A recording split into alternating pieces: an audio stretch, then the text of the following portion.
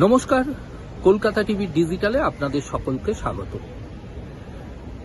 নদীবক্ষে বিরিয়ানি খাওয়া, তার জন্য 3 মাসের জেল, সম্পূর্ণভাবে প্রশ্ন তুললেন সুপ্রিম কোর্টের বিচারপতি উজ্জ্বল ভুঁইয়া।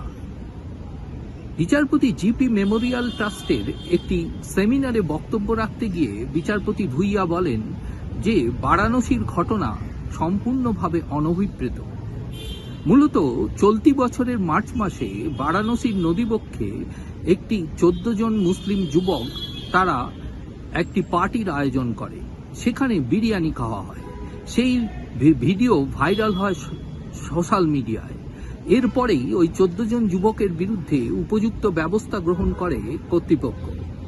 প্রশাসনের পক্ষ থেকে তাদের বিরুদ্ধে ধর্মীয় ভাবাবেগে আঘাত, নদীকে নষ্ট করা, পরিবেশ নষ্ট করা, এই ধরনের বিভিন্ন অভিযোগ এনে তাদেরকে আটক করা হয়। দীর্ঘ 3 মাস জেলে থাকার পর তারা জামিন পান। বিচারপতি ভুঁইয়া প্রশ্ন তুলেছেন যে নদীবক্ষে বিরিয়ানি খাওয়া কখনোই আইনত অপরাধ নয়। আইনের কোথাও এই ধরনের বিষয়টি উল্লেখ করা নেই।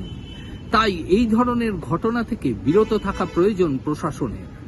এমনটাই মন্তব্য সুপ্রিম কোর্টের বিচারপতি উজ্জ্বল ভুঁইয়ার।